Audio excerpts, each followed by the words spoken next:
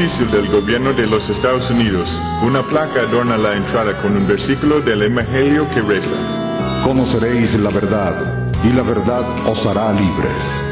El edificio al que nos referimos no es una iglesia ni una comunidad bíblica. La verdad os hará libres. Es una frase tomada de la Biblia que podrá encontrar en la entrada de la Agencia Central de Inteligencia, mejor conocida por sus siglas como la CIA.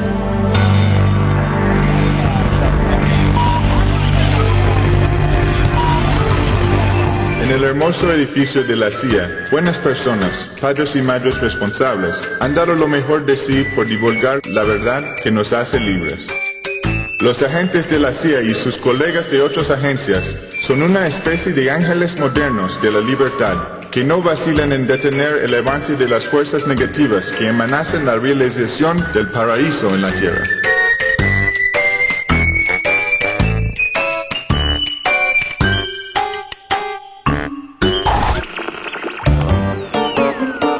La película que usted verá a continuación no fue hecha por el Departamento de Imagen de la CIA, sino por fuerzas negativas que habitan en una zona muy peligrosa al sur de Río Grande, denominada Venezuela, que por error de la naturaleza tiene petróleo y tierras fértiles. La CIA no se hace responsable de ninguna acusación por los crímenes cometidos en la región, y si usted ama la libertad y ansía que los marines vayan a liberarlo, lo recomendamos que no vea esta película. Recuerde que la verdad nos hará libres, pero a usted la verdad lo puede confundir. De cualquier manera, correrá con las consecuencias. La CIA lo tiene vigilado.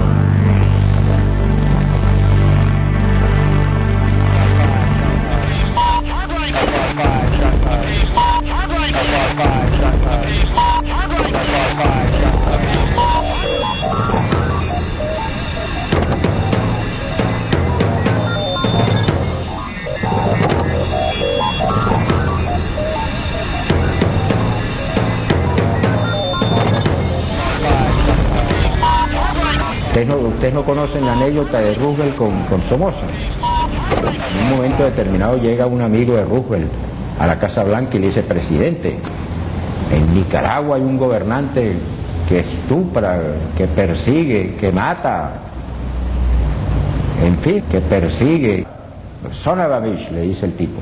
Entonces Roosevelt, riéndose, le dice: sí, claro, mata, pero es nuevo, que mata, no lo olvide.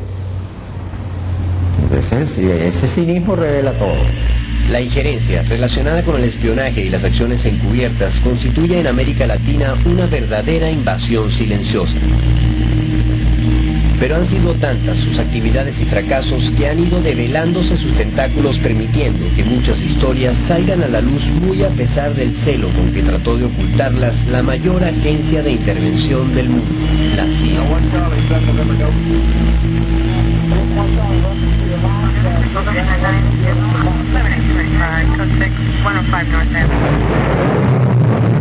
Golpes de Estado, asesinatos, desapariciones y atentados que llenan páginas en la historia de América Latina tienen su origen en los planes de la Agencia Central de Inteligencia. Aunque por muchos años se hizo creer que la agencia no había actuado en Venezuela como lo hizo en otros países del continente, su historial está saliendo a la luz, revelando un rastro de intervenciones que se remonta hasta mediados del siglo pasado. Eso lo tenían sumamente encubierto. Ellos trabajaban aquí en Venezuela apoyando y dirigiendo prácticamente la política, sobre todo anticomunista, aquí en Venezuela. Y en una sala habían pues 2 norteamericanos y un panameño. Esta gente me ha sacado un expediente ya en esa época donde estaban con pelos y señales toda mi actuación como dirigente de la juventud de la Confederación de Jóvenes. Cuando yo era teniente ya había sido citado varias veces al Servicio de Inteligencia Militar CIFA. Había una oficina, un espacio donde estaba ocupado por la Agencia Central de Inteligencia, decía ahí Agencia Central de Inteligencia. A mí me dijo un oficial norteamericano: vinimos a matar y a enseñar a matar. Y es cierto, vinieron a matar y a enseñar a matar, a enseñar a torturar, etcétera, etcétera. Por allí están los manuales, por cierto, de operaciones. Ellos lo han pretendido negar, no, pero esos eran los manuales que funcionaban. Eso lo sabe toda la oficialidad que pasó por esas escuelas. Algunos oficiales de la CIA decidieron renunciar ante los hechos de los que fueron testigos. Uno de ellos es Philip Allí, oficial destacado para América Latina desde finales de los años 50, cuyo valiente testimonio sirvió para alertar al mundo sobre las historias ocultas de la agencia. Yo entré en la CIA, como muchos de mi generación, sin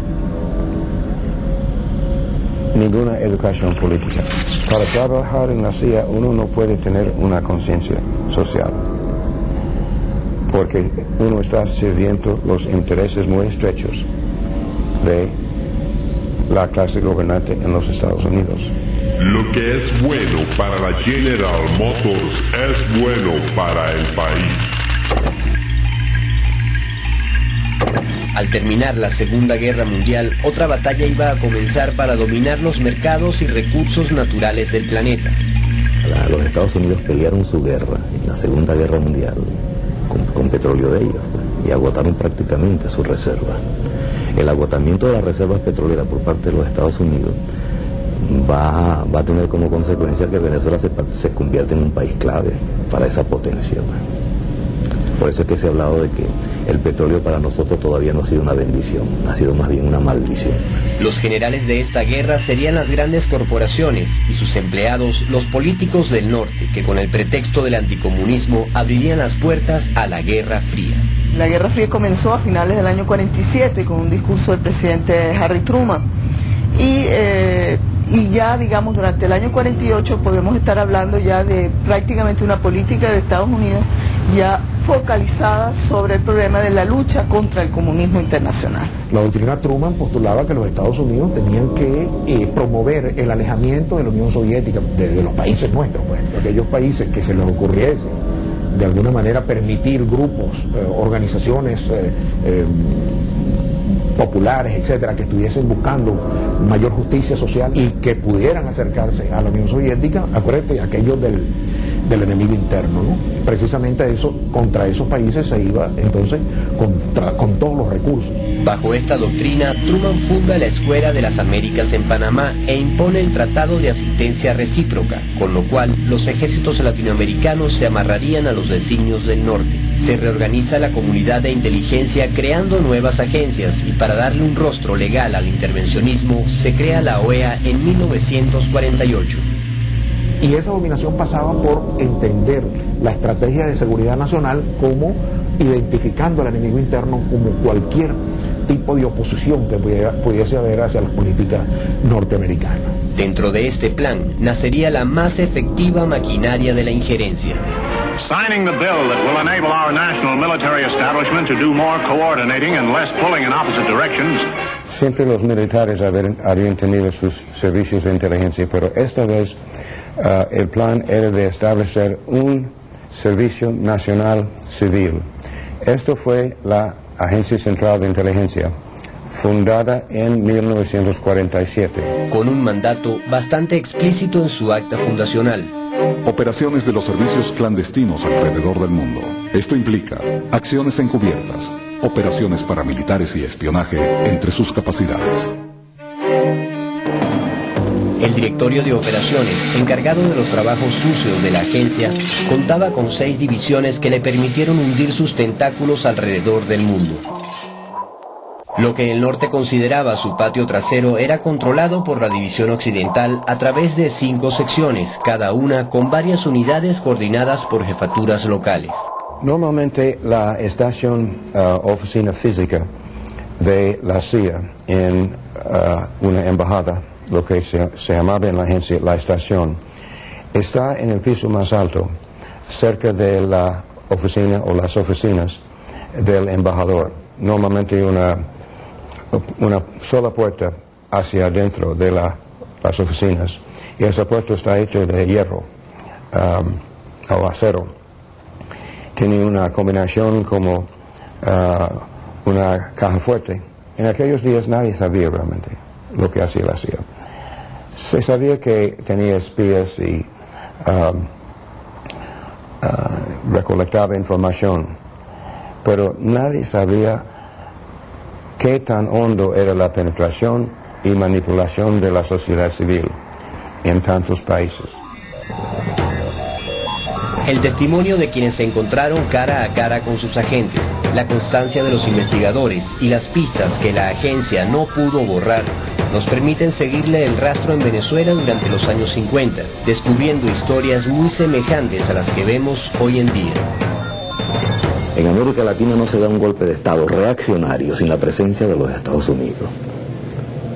El primer golpe lo dan aquí los Estados Unidos a Castro en 1908. El segundo se lo dan a Medina y el tercero se lo dan a Gallego. Inmediatamente después de haber sido depositado el último voto, los funcionarios electorales se entregaron a la tarea de contar los resultados. Se proclama presidente de los Estados Unidos de Venezuela al ciudadano Rómulo Gallego.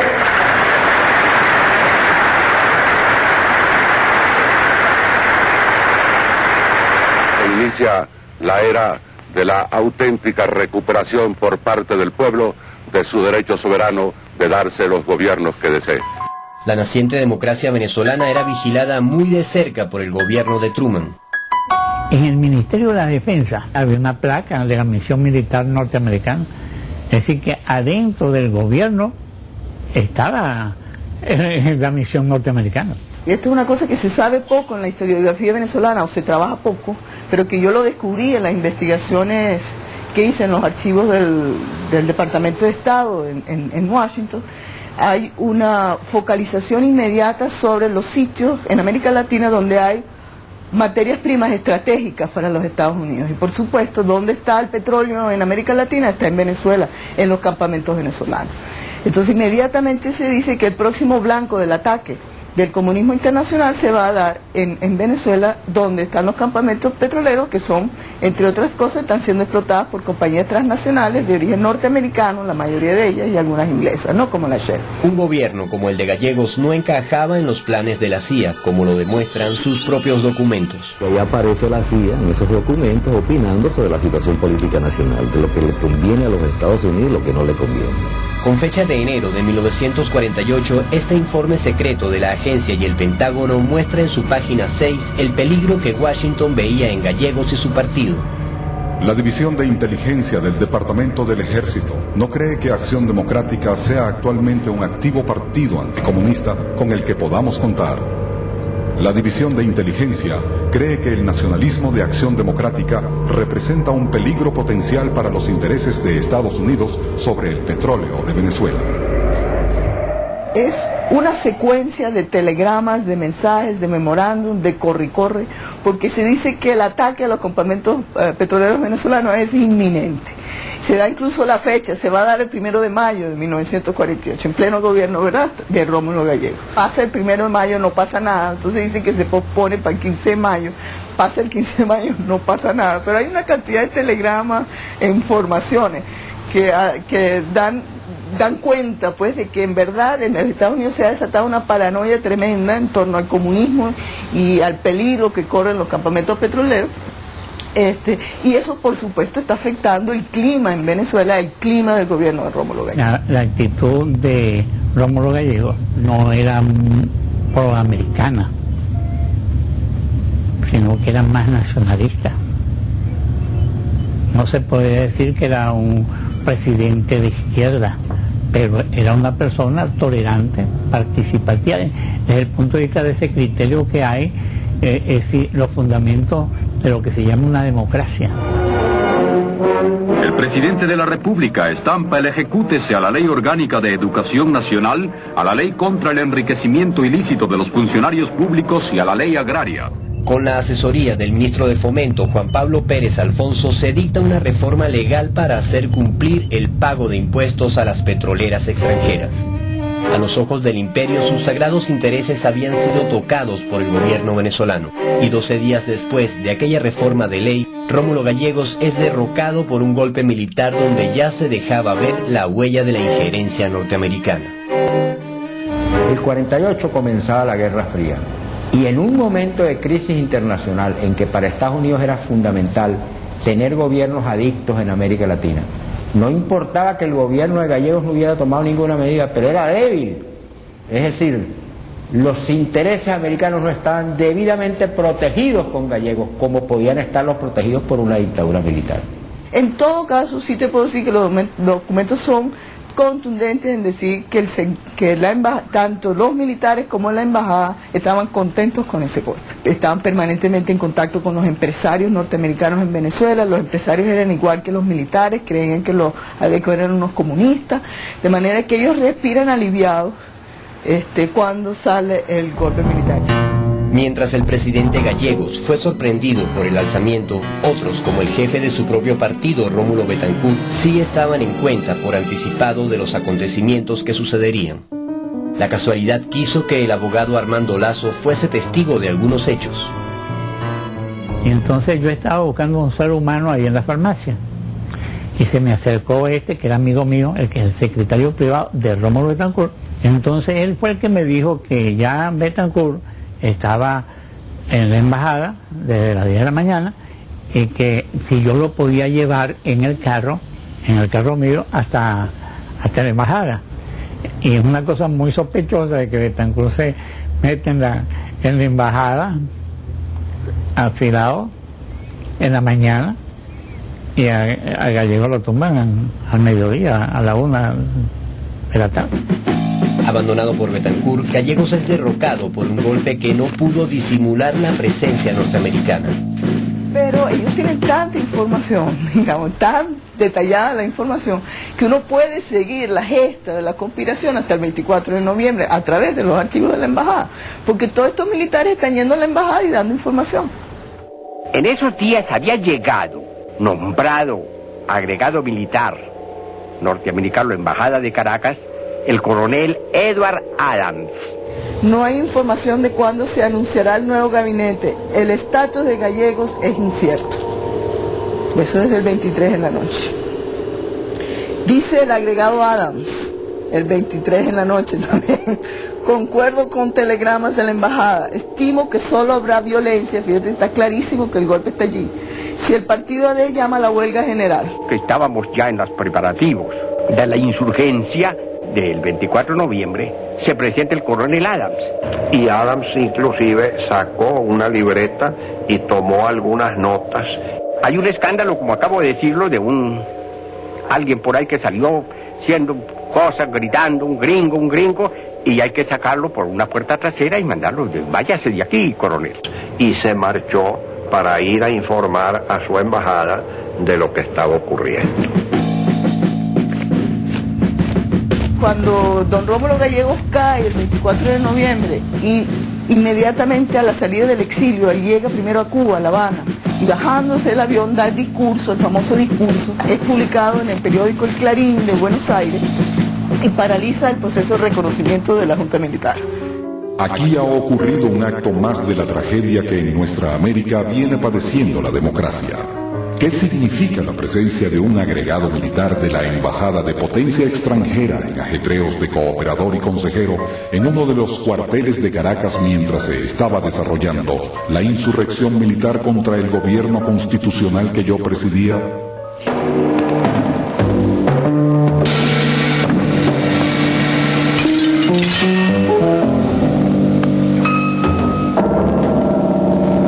Esta acusación hecha en boca de un presidente de la República demuestra que ya en esa época los servicios de inteligencia norteamericana y la injerencia norteamericana era descarada en la política de nuestro país. Yo tuve la posibilidad, cuando hice esa investigación, de tener una entrevista con un funcionario de la Embajada de los Estados Unidos en Venezuela en esa época.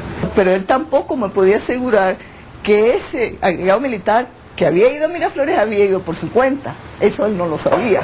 Si había decidido tomar esa iniciativa e irse por su cuenta, o si desde el Departamento de Defensa le dijeron que se fuera para allá, o sea, ese es eso sigue siendo una pregunta sin contestar. La respuesta la dio el presidente de los Estados Unidos, inaugurando el elegante estilo norteño de evadir responsabilidades. Según su versión, la presencia del coronel Adams en Miraflores se debía a que había ido a recoger unos pases de cortesía a una corrida de toros.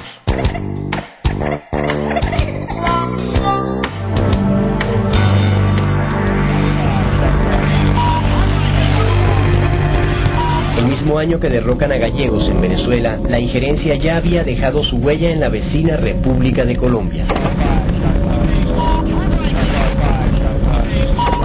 Jorge Eliezer Gaitán, jefe del Partido Liberal, representaba una alternativa como candidato presidencial de las mayorías pobres de Colombia. Su posición de lucha en defensa de los campesinos explotados por la transnacional bananera United Fruit Company le hizo ganar el apoyo de las mayorías colombianas. Las divisiones políticas no han nacido en Colombia. El hondo abismo entre las fuerzas en contraste tiene una progenie histórica.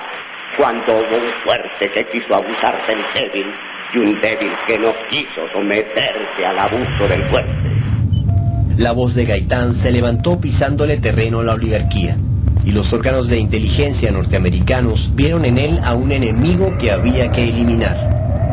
Vemos sus triunfos políticos con considerable aprehensión. Quienes lo conocen aseguran que él no quiere a los Estados Unidos. Gaitán se ha pronunciado a favor de las nacionalizaciones de la banca y otras formas de socialismo de Estado, lo cual con el tiempo puede incluir la industria petrolera. Gaitán, el hombre más vigilado por la CIA en Colombia, es asesinado de 3 disparos el 9 de abril. El sujeto que había disparado contra Gaitán fue linchado por la multitud. Según el gobierno y la CIA, no se trató de un crimen político, sino de un asunto de venganzas personales. Una versión que muy poca gente creyó. El flamante director de la CIA, además de exponer algunas razones que justificarían la vigilancia sobre Gaitán, elaboraría un informe repleto de contradicciones.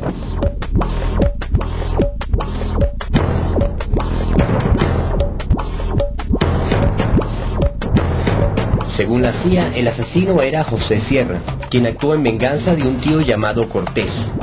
Pero un párrafo más abajo, el tío cambiaba de nombre por Gallarza y era asesinado por Cortés, o sea, él mismo.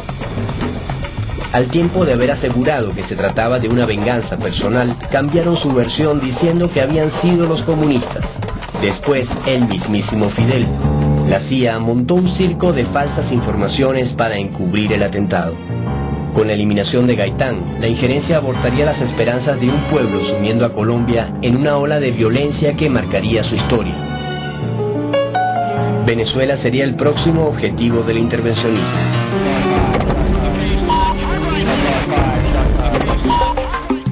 En la junta militar que sucedió a Gallegos se encontraba el coronel Delgado Chalbaud, quien manejaba ideas muy diferentes a las que pretendía imponer la doctrina Truman. Tenía unos antecedentes muy diferentes a los que son típicos de los militares golpistas. Y era un hombre de cultura francesa, educado en París, aún más. Estuvo con los republicanos en la Guerra Civil Española. Y él había mantenido una conducta siempre progresista. Dentro de la Junta Militar, él era partidario de convocar elecciones y marcaba una diferencia con los 2 otros tenientes coroneles de la Junta de Gobierno, que eran de corte pues de la ultraderecha y pro-norteamericana. Yo creo que él se sumó al golpe porque vio que el gobierno de Gallegos estaba perdido y que era preferible actuar con los golpistas que enfrentarse a ellos. Así como el presidente Gallegos, Chalbaud salió de la escena política de inmediato, pero de modo más dramático. De esta casa salió para Miraflores por última vez el comandante Delgado Chalbaud, presidente de la Junta Militar de Gobierno. Se apoyan en un grupo de forajidos dirigido por Rafael Simón Urbina, los secuestran. Eran las 9:30 de la mañana del 13 de noviembre de 1950. Pérez Jiménez está en cuenta de todo esto. Ahora lo hemos agarrado. Métase para adentro. ¡Asesinos! ¡Cobardes! Así no se matan los hombres. ¡Igualenme! Así no se matan los hombres.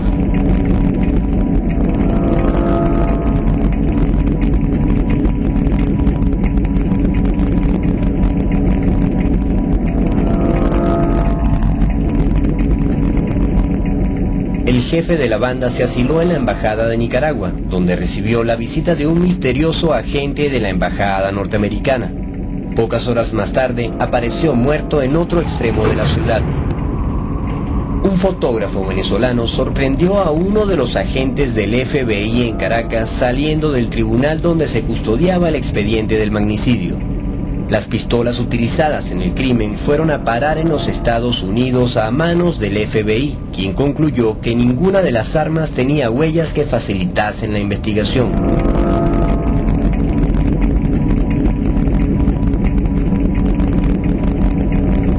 Un presidente asesinado, un organismo de seguridad extranjero involucrado y caso cerrado.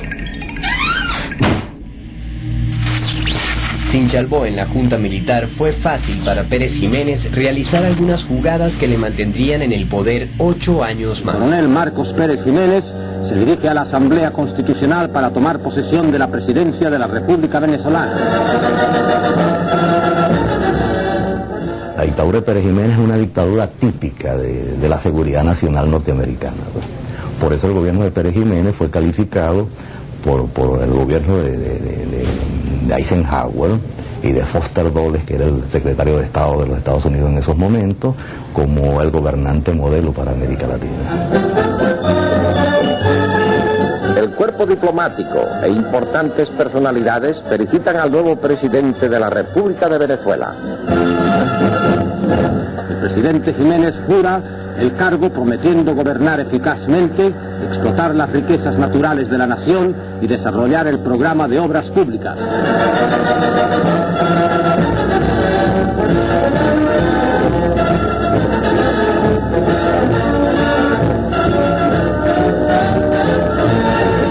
La embajada norteamericana estuvo muy bien informada de los crímenes de la dictadura, pero eso no impidió que siguiesen considerando a Pérez Jiménez como un gobernante modelo para sus intereses. Para los planes militares estratégicos del Pentágono, la situación y capacidad productiva de Venezuela es insuperable.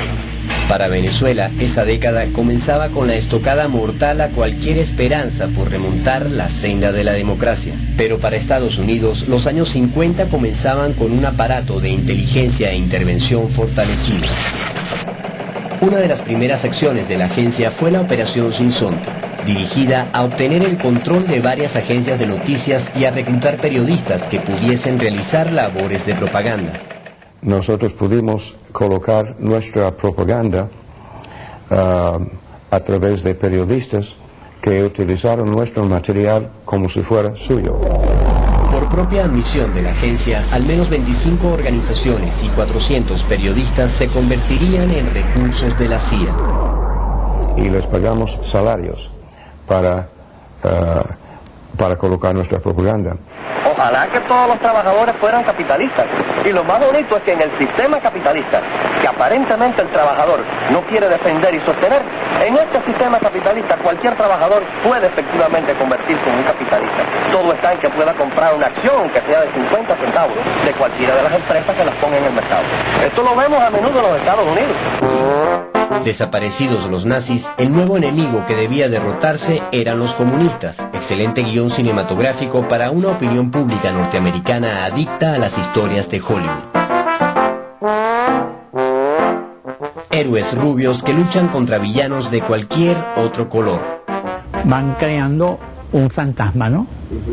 Y ese fantasma en esa época total era el comunismo. Y personas que no eran ni inclusive anticomunistas, pero que no estaban con el gobierno, entonces decían que era comunista y entonces lo perseguían. Era antes de la guerra en Vietnam, eran los años 50, años muy conformistas y casi se puede ser inocentes, por lo menos para jóvenes como yo. Con una campaña electoral que prometía librar a los estadounidenses del terror comunista, en 1952 llega a la presidencia de los Estados Unidos Eisenhower. Un señor llamado Allen Dulles llegó al año siguiente al edificio de la CIA con muy buenas credenciales. Era el nuevo director de la Central de Inteligencia y su hermano Foster Dulles era el nuevo secretario de Estado. Durante su periodo en la CIA desarrolló planes tan absurdos e inhumanos como la Operación MKUltra, el proyecto de investigación de alto secreto para controlar la mente humana.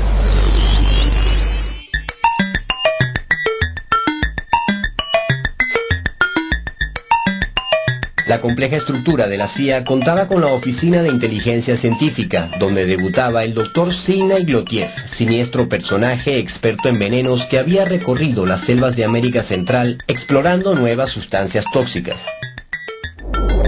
La CIA desarrollaba métodos científicos para el crimen y con el proyecto MKUltra el Dr. Glotiev tuvo el camino libre para experimentar con seres humanos. Estados Unidos ha llegado a cometer barbaridades contra su propia gente, como probar, por ejemplo, con las madres embarazadas de Nueva York, unos supuestos tónicos que en realidad contenían isótopos radiactivos para probar el comportamiento del ser humano ante la radiación nuclear. Varios agentes de la CIA, sin saberlo, fueron utilizados como conejillos de indias en la frenética búsqueda de un superagente que fuese manejado por métodos de control mental. Uno de ellos fue Frank Olson, un espía a quien el Dr. Gottlieb suministró secretamente una droga desarrollada en su laboratorio, el LSD. El agente Frank Olson, creyéndose un pájaro, acabó saltando del 10º piso de un hotel donde lo tenían custodiado. Ha hecho eso con los niñitos de la escuela Clinton de Minnesota, donde los niñitos bebían todos los días un vaso de leche que después se descubrió que era material radioactivo. Han dispersado bacterias sobre San Francisco, donde viven ciudadanos estadounidenses. Entonces, si hacen esas barbaridades con sus propios ciudadanos, pueden hacer barbaridades mucho peores con nosotros, los habitantes del tercer mundo. Los familiares del agente Frank Olson decidieron ir en búsqueda de la verdad, pero la CIA encontró la manera de continuar con los macabros experimentos, logrando incluso que sus tentáculos llegasen hasta Venezuela, buscando algo muy distinto al petróleo, pero igualmente valioso para los planes científicos del norte, nuevas drogas y seres humanos sobre los cuales experimentar. Han utilizado a las etnias de estas zonas amazónicas y de la Amazonia y de la Orinoquia como cobayas, pues como animales de experimentación. Y han descubierto que los Yanomami tienen resistencia a ciertas enfermedades y se han prestado para inocularle enfermedades a poblaciones Yanomami para ver cómo reaccionan. O sea, experimentos que no pueden ser calificados menos que de experimentos nazis. Y ha habido una política, por un lado, de penetración, que es lo que han cumplido las nuevas tribus. Entraron aquí el año 46. Y desde el 46 están ubicados en esos sitios estratégicos que son esas zonas del área amazónica. Miren eso en un mapa y se dan cuenta que esa es el área amazónica, toda el área amazónica, con todo lo que representa en biodiversidad, todo lo que representa en materiales estratégicos, en control del agua, en control de sabiduría, en control de áreas estratégicas, etcétera. Y las nuevas tribus están, por supuesto, metidas allí, financiadas como espías que son al servicio de la CIA, al servicio del Departamento de Estado, para cumplir las funciones de saqueo de recursos territoriales, de levantar mapas, de controlar y desnacionalizar a las poblaciones indígenas y al mismo tiempo de ejercer pues unas labores de control estratégico de un área que es fundamental. La Estándar se interesó también en el oeste del lago, en la Sierra de Perijá, habitada por yucpas y motilones. Muchos años más tarde, apaciguados los motilones y con técnicas modernas de perforación, se logró extraer petróleo a 5.600 metros en el Pozo Alturitas 1, considerado en los años 60 como el pozo más profundo de toda América Latina. Han habido varias fases en esta historia.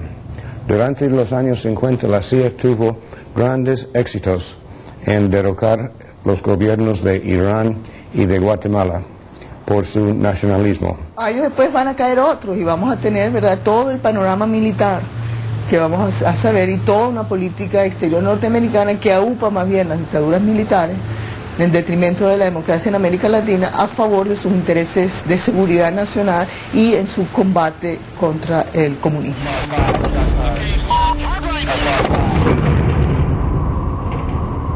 En un país de Centroamérica, Guatemala, había llegado a la presidencia por voto popular Jacobo Arbenz, un militar retirado decidido a mejorar las condiciones de vida de los campesinos de este país, donde las compañías bananeras estadounidenses eran dueñas del 70% de las tierras cultivables. Jacobo Arbenz Guzmán implementó una carretera hacia el Atlántico, la cual sustituía al ferrocarril de las bananeras.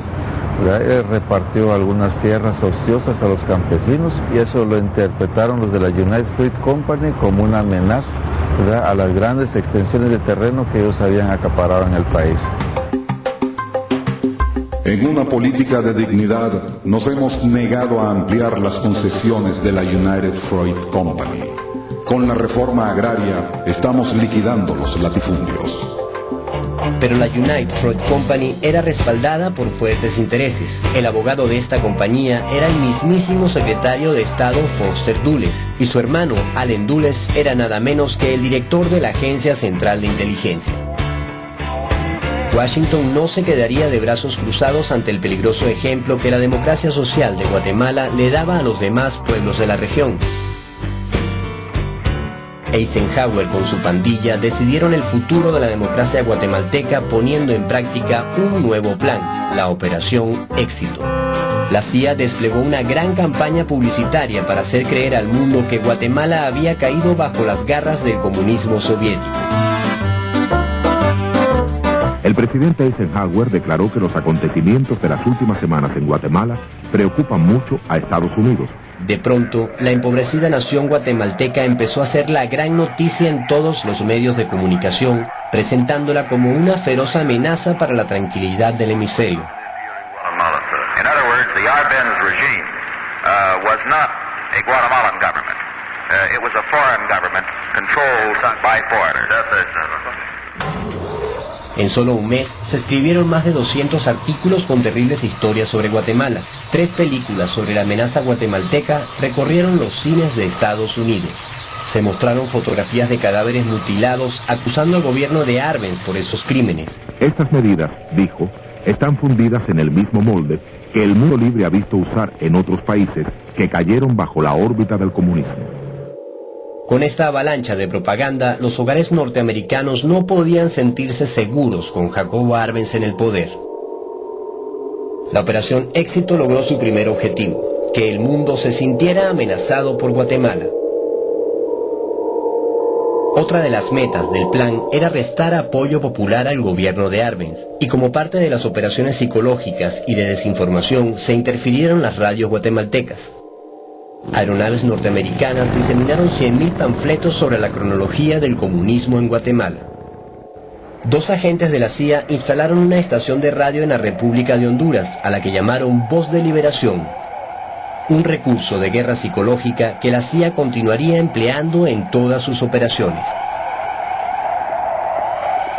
La conferencia panamericana celebrada en Caracas es un buen ejemplo de la forma en que actuaban los tentáculos de la CIA desde Venezuela y el uso que Washington le daba a la diplomacia internacional. Se sabía que los gringos estaban preparando la invasión de Guatemala y que la conferencia panamericana era como el preámbulo ideológico de aquella operación.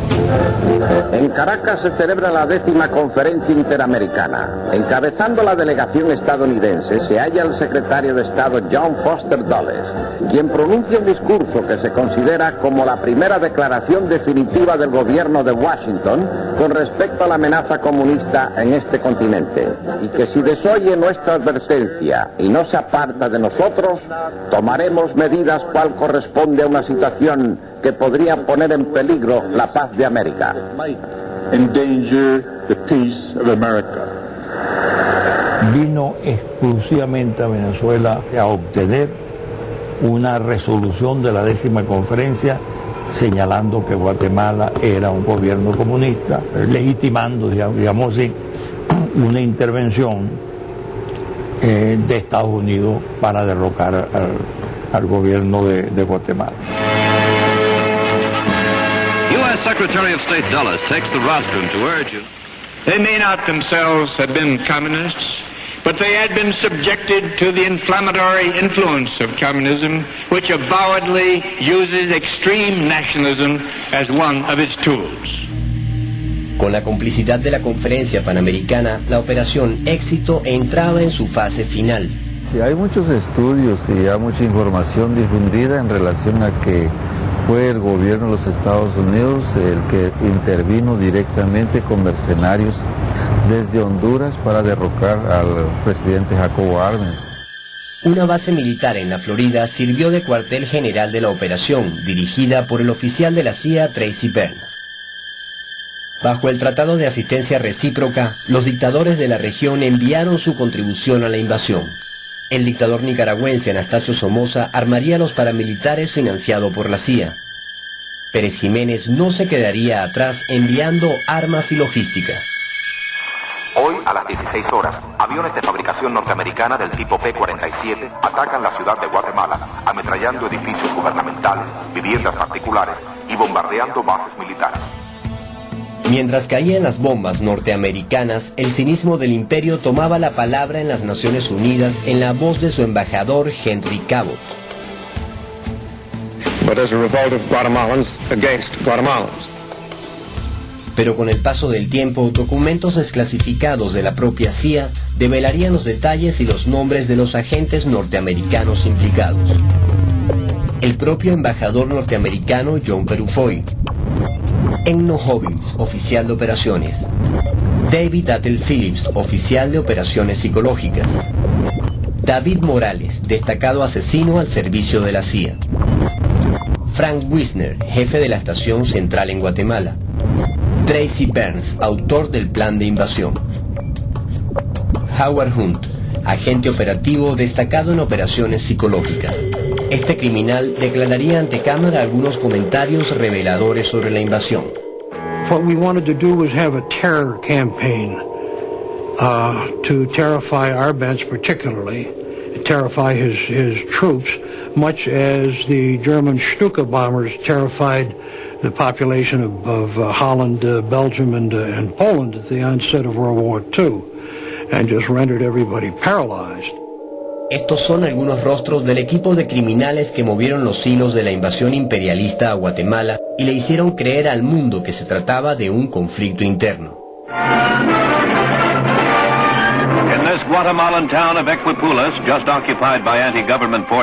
Cuando el presidente Jacobo Arbenz ordenó repartir las armas del ejército al pueblo, ya era demasiado tarde. Cercado por generales traidores y viendo a su pueblo morir bajo las bombas de la aviación norteamericana, el presidente Arbenz se dirige al país por radio el 27 de junio. Han usado el pretexto del anticomunismo.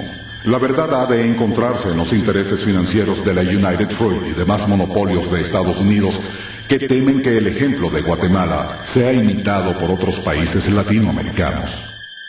Con la esperanza de detener esta agresión y restaurar la paz, he decidido renunciar. Esto ha sido uno de los hechos más lamentables en la historia de Guatemala, porque eso significó en adelante 50 años de dictadura militar, 50 años de debilitamiento del Estado guatemalteco. Hay ahora una situación de extrema pobreza y de miseria que se hubiera evitado si el gobierno revolucionario democrático hubiera seguido desenvolviéndose. En la siguiente fase del plan, Eisenhower hizo grandes esfuerzos en presentar al dictador impuesto en Guatemala como un hombre honorable. Llegaron incluso a darle el título honoris causa de la Universidad de Columbia, el mismo título que años atrás había recibido Gallegos por su obra literaria. Pero la dignidad de este venezolano le echó por tierra el maquillaje al dictador. Sírvase tomar nota que renuncio al título de doctor honoris causa que me confirió esta universidad. Mi posición democrática, respetuosa de los derechos de los hombres y de los pueblos, no me permite compartir el honor con quien por opuesto modo ha llegado al gobierno de su país. Con la invasión a Guatemala, Foster Dulles se consagró como el embajador del crimen en América Latina. A su cartel de asesinos se sumaba el nombre de un agente venezolano que coordinó apoyo logístico a la invasión, Pedro Estrada.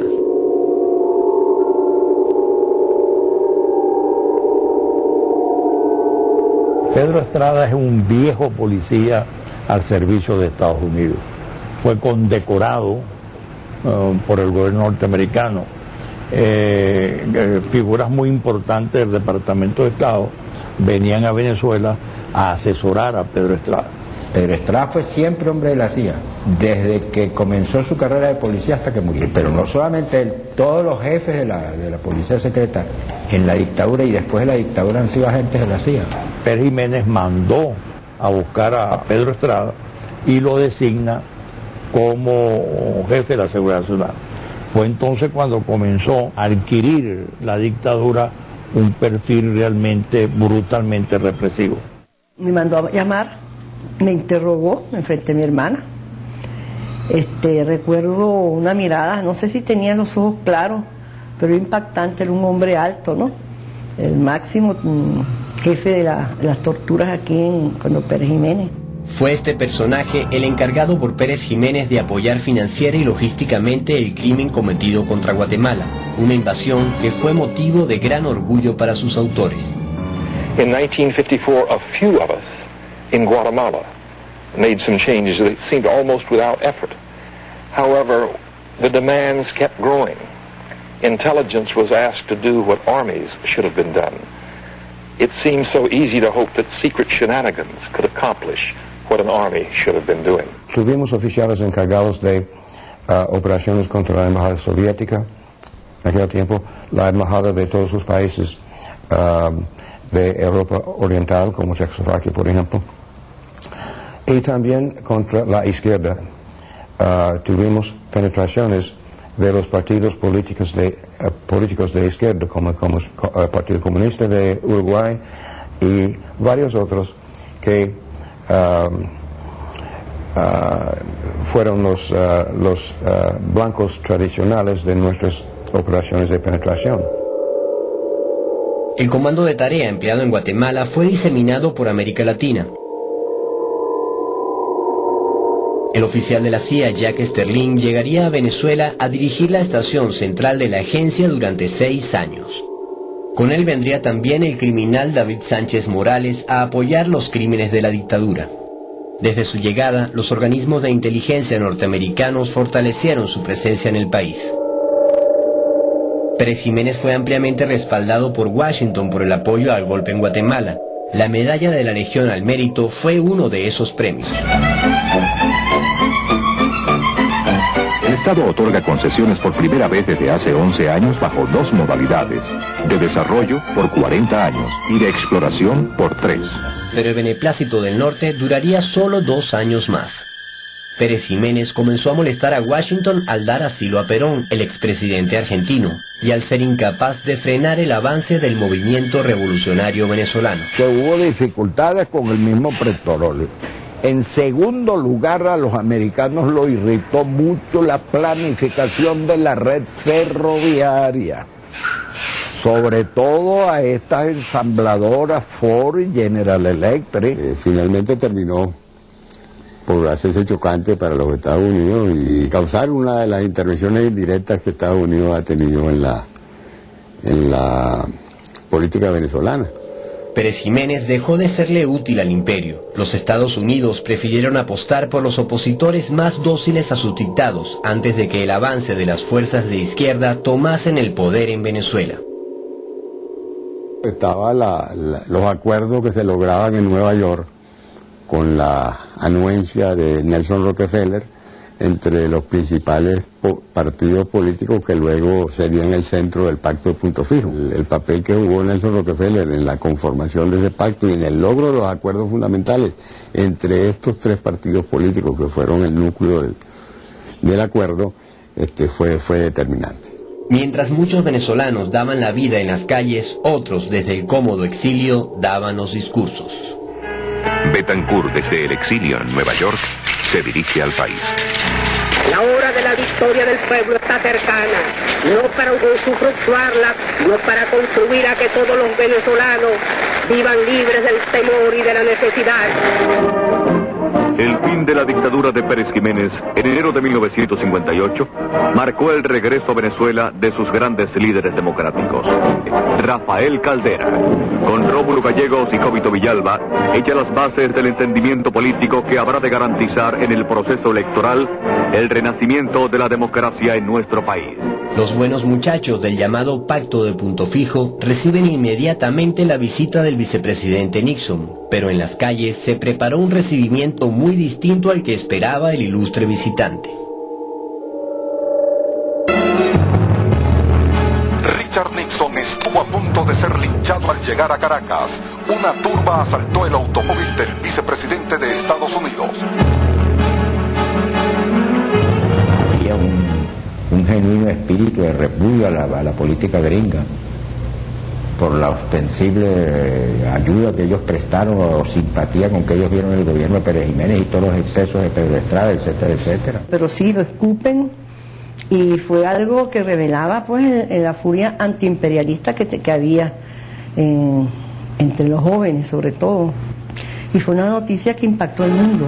Estados Unidos pidió a Venezuela seguridades para Nixon y emplazó al gobierno de Caracas a que responda si puede garantizar la vida del vicepresidente, pues de lo contrario, una operación militar ya está en marcha para rescatarlo.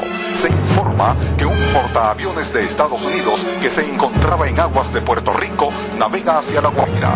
Una situación muy grave.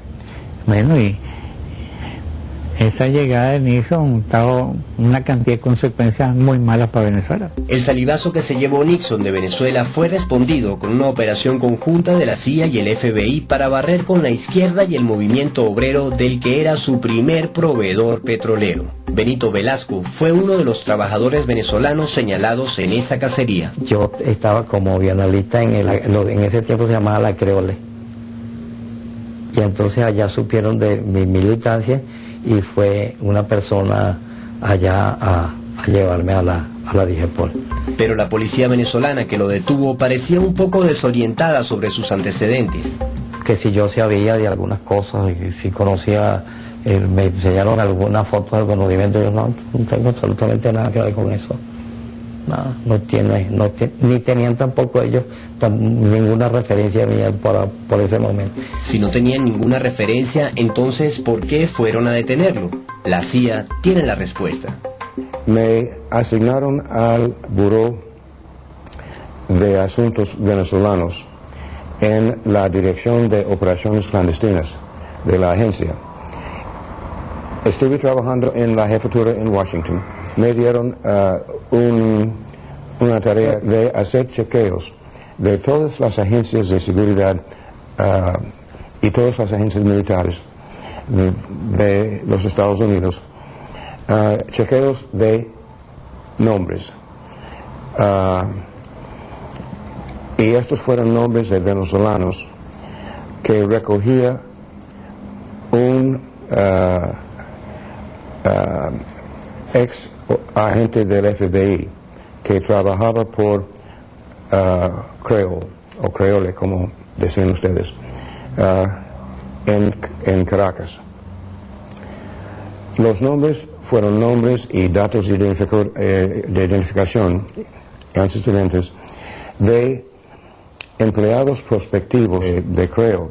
Fueron chequeos de seguridad, es decir, chequeos de antecedentes políticos, de activismo por la izquierda, por ejemplo, o de membresía en algún partido comunista. La CIA estaba prestando este apoyo a los intereses Rockefeller, porque Creole fue la subsidiaria más importante de la Standard Oil de Nueva Jersey. Para el momento era posiblemente la primera empresa petrolera a escala mundial de las llamadas 5 hermanas. Nosotros en la pantalla es un noticiario cinematográfico de los trabajadores de la Creole Petroleum Corporation.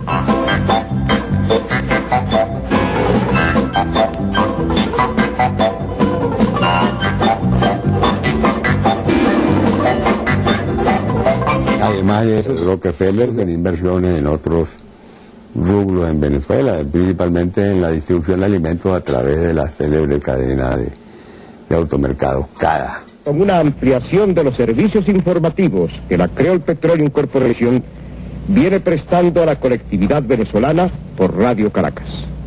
Con Rockefeller adueñado del país y Betancur en la presidencia, la injerencia del norte seguiría teniendo las puertas abiertas en Venezuela. Yo no tengo la menor duda de que la CIA formó a Carlos Andrés Pérez también. Hay una entrevista donde Betancourt dice que Adlai Stevenson, que formaba parte del cogullo de la CIA, era muy amigo de él. Y él entregó a su muchacho, el muchacho de Rubio, para que se lo formara. Y por eso es que Carlos Andrés Pérez de Viena es superpolicial, igual que en el pasado lo había sido Pedro Estrada durante la dictadura de Pérez Jiménez.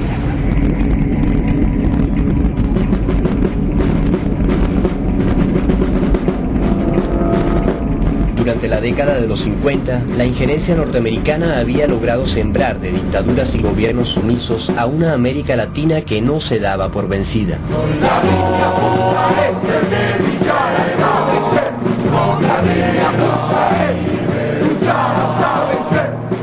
Estaban comenzando a operar distintos movimientos guerrilleros en América Latina y la CIA tenía un papel muy clave en penetrarlos, recolectar información, preparar la información para los militares y los policías de todos estos países. Los éxitos obtenidos por la CIA le hicieron creer al imperio que su dominio era absoluto en lo que llamaban su patio trasero. Number one, I predict that President Batista, though he was very careful not to commit himself, will nevertheless run for president again. Number two, I predict that we have nothing to worry about as far as communism is concerned in Cuba for a long time to come. Pero cuando menos se lo esperaba, una revolución le enredaría el panorama al imperio a tan solo 90 millas de sus costas. En un periodo de 2 años, Fidel y sus colaboradores organizaron un ejército guerrillero integrado por combatientes de diferentes fuerzas políticas. Comenzó una verdadera guerra contra un poderoso ejército, armado y entrenado por los Estados Unidos. El dictador Fulgencio Batista recibió gran apoyo de la base de Guantánamo y la estación de la CIA en La Habana, donde el terrorista Posada Carriles daba sus primeros pasos. Pero Fidel no estaba solo. Contaba con la solidaridad de los pueblos del continente, incluyendo a Venezuela. Ya le digo que aquí participábamos una serie de personas que estábamos a favor de la Revolución Cubana y que reuníamos todo lo que podíamos en dinero y en armas también para mandar a Cuba. Cuando vino la revolución, subimos a la Sierra Maestra para que nos enseñaran todo cómo estaba organizado eso. Fidel no había entrado a La Habana. Fue poco a poco tomando pueblo, él iba y el grupo de nosotros los venezolanos y de dominicanos que íbamos ahí entramos con él a La Habana. A los 4 meses del triunfo, la Revolución Cubana implementa una profunda reforma agraria, cosa muy mal vista por los intereses norteamericanos que tratan de aislarlo sin imaginar lo difícil que eso sería. Fue la primera persona que yo oí que hablaba realmente sin tener lo que se llama pepitas en la lengua, sino diciendo las cosas claras y hablando en una forma que le podía entender desde un filósofo hasta un proletario. A diferencia de Betancourt, Fidel no estaba dispuesto a doblegar la revolución a los intereses norteamericanos y lejos de intimidarse, Cuba avanzó en el camino de la soberanía. La nacionalización de las propiedades acaparadas por las empresas extranjeras fue uno de los primeros pasos. Guantánamo Sugar Company, 24, United Fruit Company. La revolución cubana y el ejemplo que inspiró en los países del tercer mundo representó un duro golpe a la hegemonía del norte y una gran derrota para la CIA. Así terminan los años 50, época durante la cual la agencia tejió una telaraña con la que pretendió detener el curso de la historia, pero sus propios errores y la resistencia de los pueblos desenmascararían en las décadas siguientes los tentáculos de una invasión silenciosa. Invasión que se prolonga hasta nuestros días con métodos muy similares a los utilizados hace 50 años.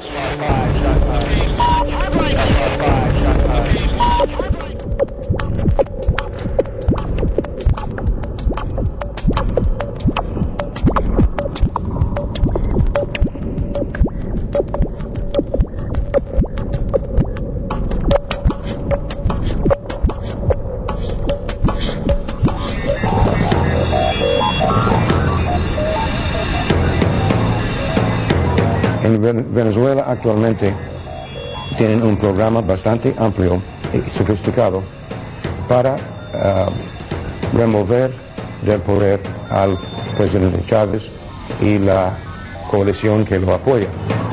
Van a tratar de nuevo, pero les advierto a los señores imperialistas de los Estados Unidos, a Bush, Condolencia y compañía, si siguen por ese camino, les vamos a hacer morder el polvo de la derrota una vez más. ¡Se los garantizo!